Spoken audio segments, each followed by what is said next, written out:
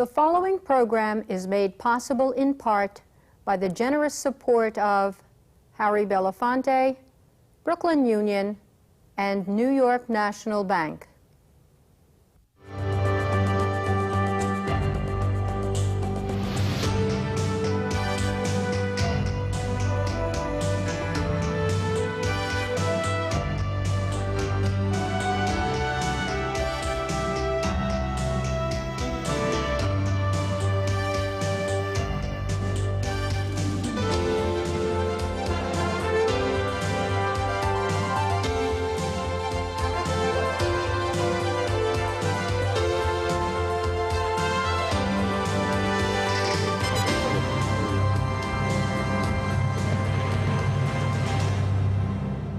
African-American art, music, dance, theater, and film have produced many legends. African-Americans have been involved in the film business since the early 1900s. The legendary Oscar Micheaux has been recognized as the father of black films. More recently, our guest today, William Greaves, has received similar accolades for his wide-ranging work with films. I am your host, Dr. Roscoe C. Brown, Jr. Welcome to African American Legends, Bill Greaves. Well, it's very nice being here. As a legend in the film business, tell us how you got started in films. Well, I guess when it goes back to the American Negro Theater, and maybe a little before that. I started off as a dancer. I was an African dancer with Pearl Primus and Asadata Defora, and then I went into the American Negro Theater and worked with Owen Dotson there as an actor. Oh, wonderful man. Yeah. Oh, great, wonderful man. Great human being. And after I went on to Broadway as an actor and worked in various productions like Phineas Rainbow. I was in that for about two years. It was a big hit at the time.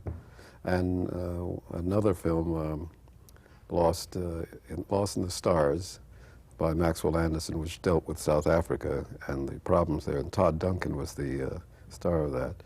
And as a matter of fact, at that same time, I had two movies that were on Broadway that I was also featured in, Lost Boundaries with Mel Ferrer and Miracle in Harlem. Now, it's interesting, at that time, in the late 40s, right after World War II, the dream of integration, first-class citizenship, and many, many more black actors and actresses on Broadway than they are now.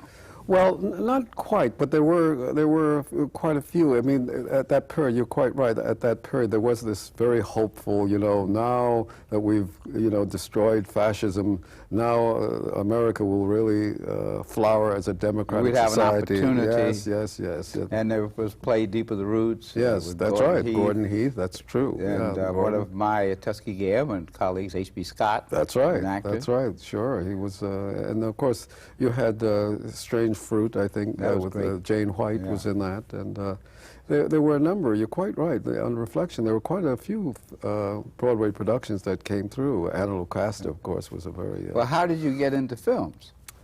Well, I tell you, I was very fortunate to have studied African history with Professor William Leo Hansberry and some other people. At Schomburg and so on, and also African-American history and Haitian history.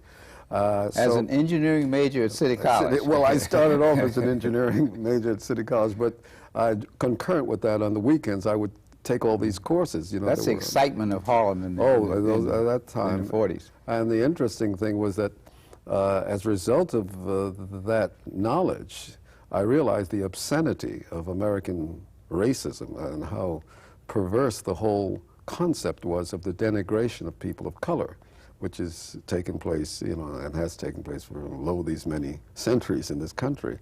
So that I realized that I had to do something much more important with my life if I could.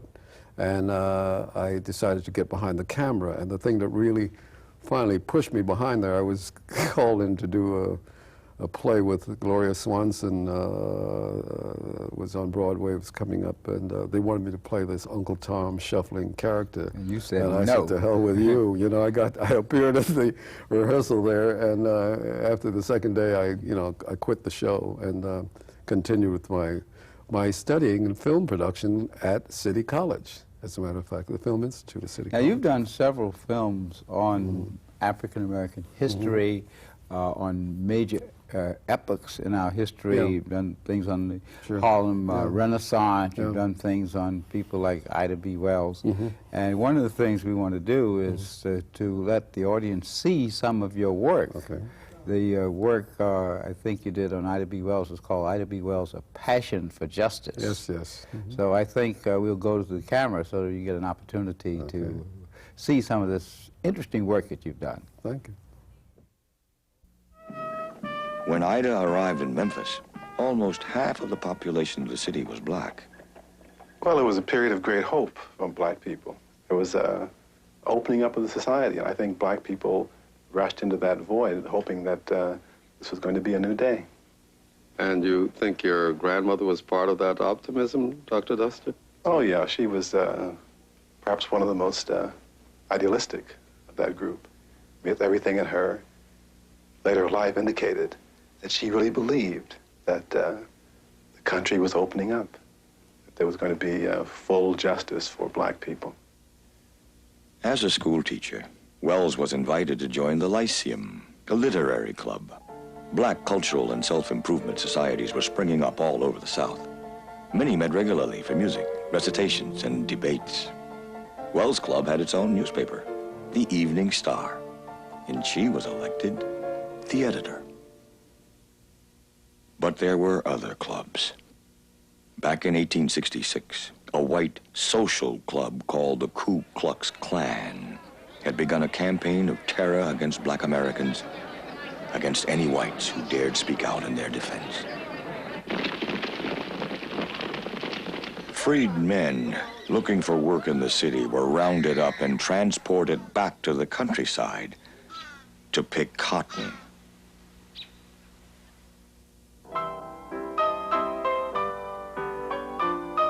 In spite of a continuing climate of hostility, a small black middle class had begun to emerge throughout the South.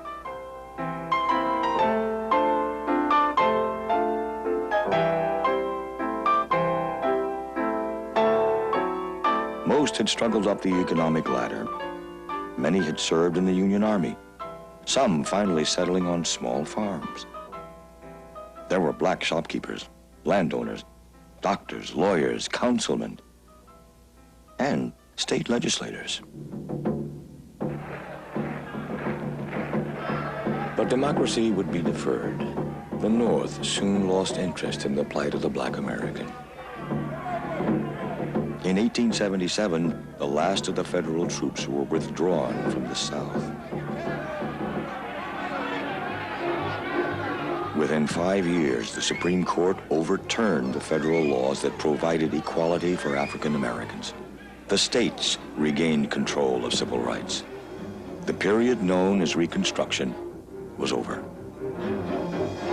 Southern states began to enact a series of laws to force the black citizen back into a subordinate class. A climate of intimidation was settling over the nation. A climate that was to radicalize the idealistic young schoolteacher, Ida B. Wells.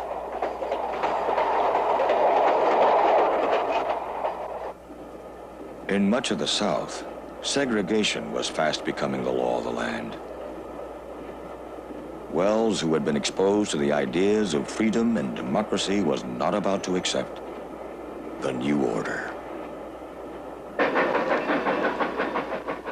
One day, while riding back to my school, I took a seat in the ladies' coach of the train as usual. When the train started and the conductor came along to collect tickets, he took my ticket, then handed it back to me and told me I would have to go in the other car. I refused, saying that the forward car was a smoker. And as I was in the ladies' car, I proposed to stay. He tried to drag me out of the seat. But the moment he caught hold of my arm, I fastened my teeth in the back of his hand. She fought. They had to bring in, I believe, 2 other conductors. And they physically took her off of that train. And when she was thrown off the train, even more humiliating is that the rest of the white passengers applaud. Now virtually powerless, most black Americans believed they had no choice but to buckle under to the forces of segregation. But not 22-year-old Wells. She brought suit against the railroad and was awarded $500 in damages. The case was widely reported and celebrated by black people throughout the nation. But the railroad took the case to appeal. In 1887, the state Supreme Court reversed the decision. Judgment reversed. Wells had lost her fight. She made the following entry in her diary. I had hoped for such great things from my suit for my people generally. I had firmly believed all along that the law was on our side and would, when we appealed to it, give us justice. I feel shorn of that belief and utterly discouraged. And just now, if it were possible, would gather my race in my arms and fly away with them. Ida B. Wells was quite a woman. She was really one of the true heroines in the struggle. And recall, this was in the 18th century, not so long after slavery, when African Americans really did believe this country was going to fulfill the dream of the Constitution. And her role was to fight, to let people know. Absolutely, absolutely. I mean, she actually, you know, came through right after slavery, as you said, during that Reconstruction period, and she, you know, deeply believed all of the rhetoric, shall we say, that was being generated in throughout America at that time about the need to abolish slavery, and that this was going to be a major country now that slavery was over, and everyone would be free, and the democracy and so on. She actually believed all that, and then, of course, when there was that white backlash, as you know, when Reconstruction was over, she saw that this country was headed back into a form of, you would say today, fascism, but, or apartheid today, but it was headed back into a very negative, oppressive environment, society. As we saw in the clip, she used the word, her publication, her editorials, her passion for justice, and the way in which you did this on film by going in and building the music around what was happening. It shows great filmmaking technique, which is what you are known for. But now, as you have done films, you've done some feature films, you've done some documentaries. Number one, which do you like doing best? And secondly, what is the difference between them? All right. I hate to say this, but I like them both because they have different, how can I say, they may have the same objective, but they have different ways in which they achieve their objective. For example, a film which is we spoke about it earlier, Sankofa, is a marvelous film. It's a very theatrical film. That's a contemporary film. That's a contemporary film of Haile Gerima, but that film does impart a lot of very important facts about the African American experience.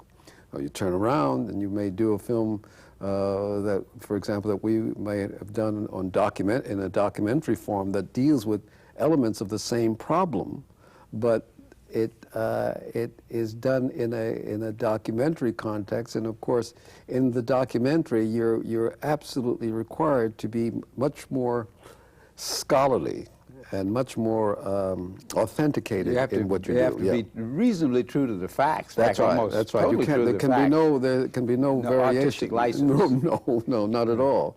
And the documentary is a very important part of the African American filmmaking experience because you'll find that in order to get at the truth of the African American experience, you must use the documentary because there are too many theatrical licenses that are applied to feature films that that will distract you and deflect you from what the actual truth of a situation was. Of course, there's a new genre called a docudrama. Yes, that's true. And that true. gets a lot of folks in a lot of trouble. Yes. Because in terms of making a film interesting sometimes, Yeah. you have to embellish the Yes. facts or Sure. embellish the situation. Sure, that's quite true. And particularly with black films. Now, Yeah. there's a large genre of black films to deal with the quote-unquote reality in the black community. Yeah. The violence, the oppression, etc. And many of African Americans like to go see it because it reflects what they see, what they live. But it doesn't get underneath Sure. of what brings this about. Surely, yeah, Some of the absolutely. work of the oppressors, That's quite- some of sure. the Yeah. self-hate that's developed Sure, out of sure, this, yeah. which gets into the question about the film industry itself. Yeah. The film industry is not well known for supporting feature films or documentaries Yeah. about African Americans. Well, yeah, well, you see, that really goes way back over 100 years to the abolition of slavery. When slavery was going to be abolished, you had the struggle between the abolitionists and the anti-abolitionists. And the anti-abolitionists, the people who didn't want slavery to be abolished, launched a massive vilification campaign against people of color, in particular the African, and how we are, you know, second-class human beings and all of that, and all of the stereotypes, all of the various negative images that could be mustered, the distortion of African history, the distortion of the African American in American history. And the people who did that Yeah. knew what was happening. They knew Because exactly African Americans that had been here over 150 years That's right. before. That's right. That's right. And what was interesting is that the African American, I mean, if you were to subtract the African American from the American experience, You'd have no American experience. you would have, not only that, but you would have something approaching fascism in America. You would have an apartheid, not apartheid, but a very rigid kind of oppressive, class-oriented that's a society. But we have been the primary agitators in this culture for the emergence of democracy. And then when you have the obscenity of an American president, Richard Nixon, I just was reading in the paper, Jay Haldeman just did diaries, that Nixon said that the African American is a second class, is not worth anything, and has no history, has nothing. I mean, here you have a man who's a president who has at his beck and call all the scholarship and the intelligence services of the country, and he doesn't know that we were very central to the abolition of slavery, that we were central to the emergence of a lot of democratic reforms that have taken place in this country. not only that, or our history in Africa. He doesn't know anything about that? Well, not only that, we were part of the whole development of the country. Sure. The work of Benjamin Banneker, Sure, designing absolutely. Washington, There D.C., you are, yeah. having developed the first almanac, Sure. many of the first inventions. Sure, As a matter sure. of fact, it's Yeah. interesting Yeah. that much of the Confederate economy Yeah. and the production of weapons and so on Yeah. for the Confederacy was really run Sure. and operated by black technicians. That's interesting, So that yeah. there's been always that push-pull yeah. in terms of the recognition of the Sure. contribution of African Americans. Sure. Now, one area that I know you've dealt with in your films has to do with our revival, what we call our Renaissance. Yeah. Right here in New York, the Harlem Renaissance, which produced so many of the great writers and poets and artists and photographers of the time. And you have done this in your documentary from these roots. Yes. So I thought we might take a moment to look at that and see in the way in which you move the camera around the works and the ideas of some of these wonderful people in the Harlem Renaissance. Okay. A lot of talented people were coming to Harlem in those days. This photographic studio on 135th Street was owned by a young photographer who took pictures for all occasions. He was a man of many talents, a Renaissance man. His name, James Vanderzee, a prime contributor to what has been called the Harlem Renaissance. His legacy, thousands and thousands of pictures. Pictures of little boys. And pictures of little girls. Pictures of the Sunday school of the Abyssinian Baptist Church with its minister, the Reverend Adam Clayton Powell, Sr., one of the dynamic leaders of this growing community. There sure was a lot of energy here in Harlem. Plenty of hope and plenty of pride. Take Jack Johnson, for example. Just a few years earlier, he showed everybody that given a chance, a black man could rise to the top. He was quite a man and a dandy, too. In those days, there were quite a few dandies in Harlem. Some lived way beyond their means, trying to keep pace with the Roaring Twenties.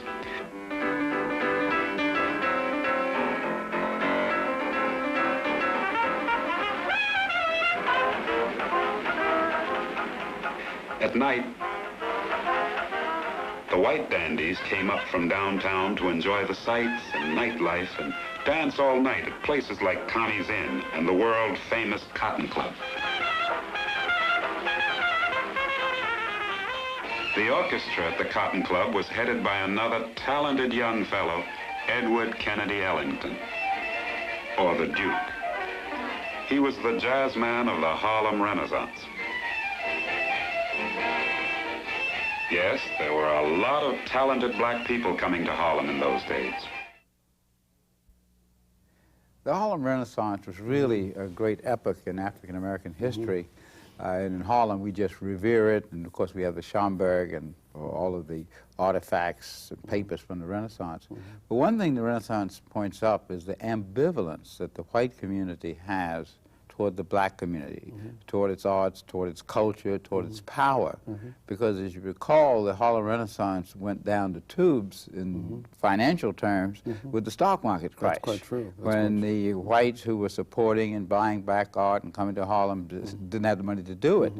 So in terms of the film industry, how does this reflect itself in terms of the attitudes of white producers and white directors, and even the themes as they relate to African-American concerns? Well, I think that you have to, again, go back to the function of stereotyping people of color, black people. The function of the purpose of it is to provide a philosophical basis for second-class citizenship, for oppression of people of color. And of course, what's called the beginning of the black film effort, is Birth of a Nation, which really laid that down. That's right. Underscored. Exactly. You see, Birth of a Nation and all of the films that preceded it and have succeeded, have come after it, have all sought to implant the notion of inferiority in the public mind as far as people of color are concerned. And that agenda today is still being pursued, but in much more subtle ways. I mean, anybody could just sort of switch from this channel to any other channel, and they will see how removed from the mainstream of life the African American is, the Latino American is, the Asian American, and so on. So that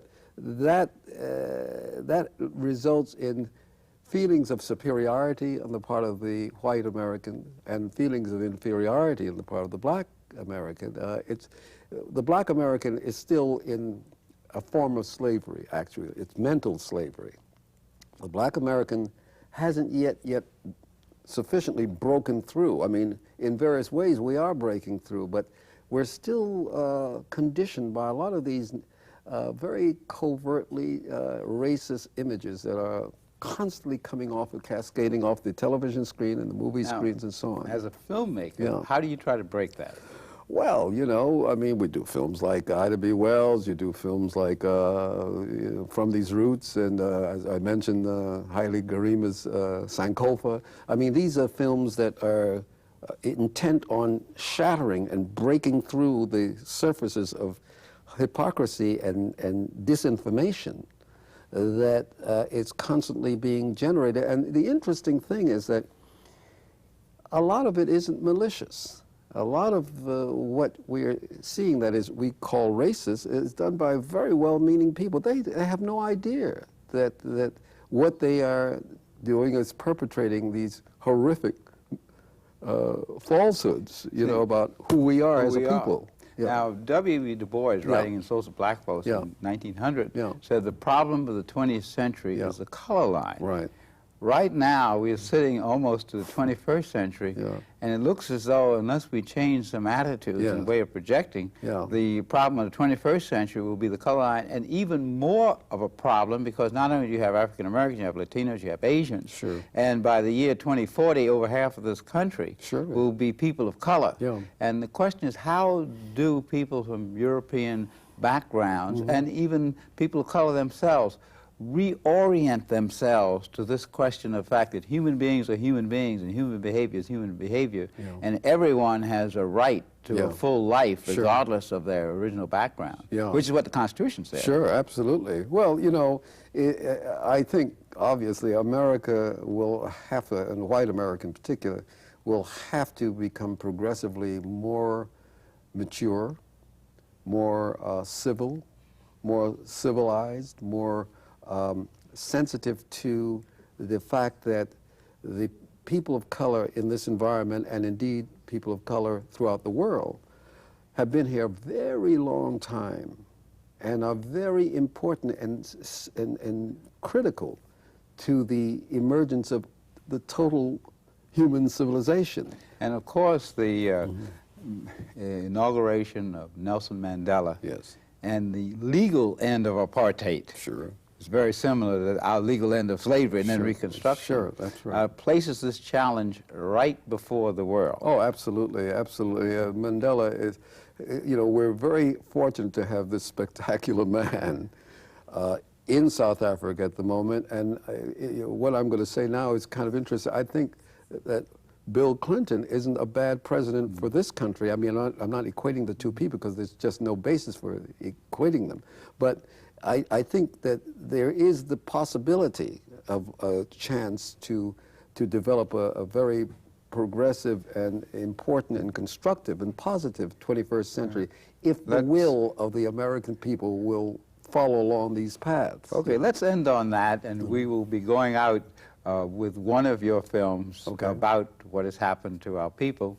And I'd like to thank you, Bill Greaves, for a really interesting time on African American legends. It's been very fine being here with you.